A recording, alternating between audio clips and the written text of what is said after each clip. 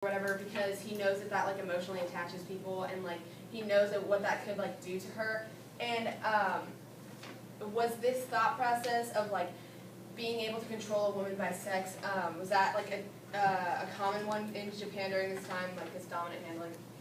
Well, I think so, but I mean, I think that's a common theme throughout history, is that sex is used as a tool. I mean, in our own society, I think the same can be true, whether it's that in the same dynamic or if it's an inverse effect. I mean, constantly, that's kind of the most personal way to just immediately kind of seize some sort of emotional bond with someone, whether it's a positive or a negative one, is, you know, what's decided.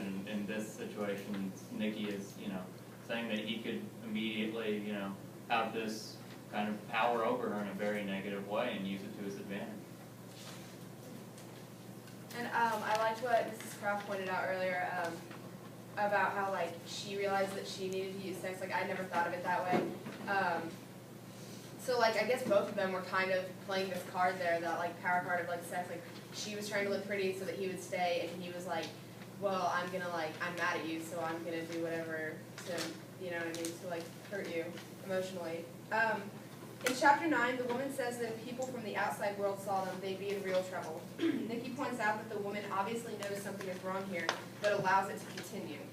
Compare and contrast this to the way women of the time acted. Like,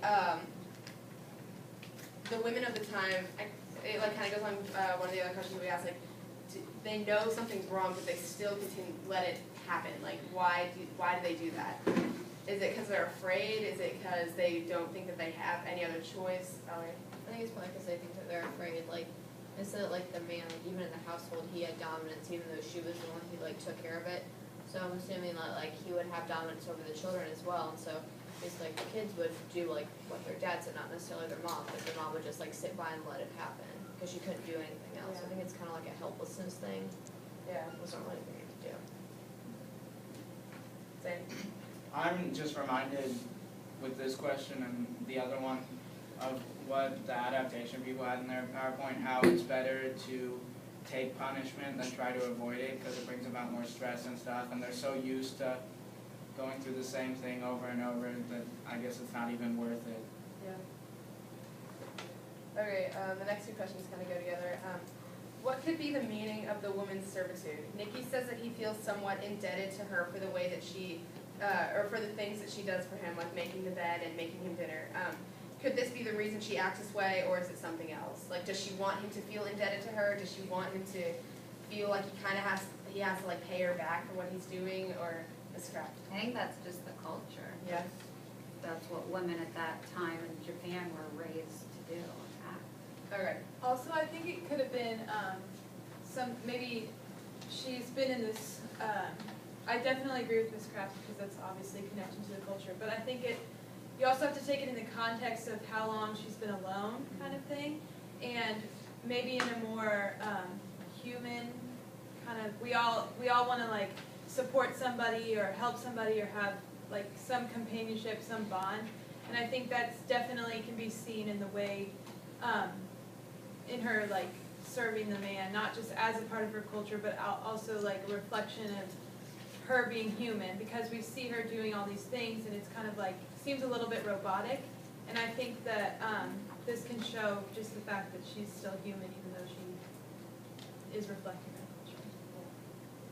culture. And then what do you think the woman's intentions were for doing such a thing as capturing a man, and what influences did her society, like that village, have on her decision to partake? We kind of answered it before. Like, what I thought was, like, that she was probably lonely, and that she, like, wanted companionship and stuff like that, and that, like, the village had forced her to be alone and to not have any human interaction. Like, she was forced by the society that she was in to do that, so, like, I thought that, like, that's where her intentions came from. Anybody describe? I didn't think that it was her decision to like happen there. I thought that the village just kind of said, oh, well, there's this woman who's alone and she can't get all her work done, so we'll just give her this man. I didn't know that like she decided to do that. Yeah.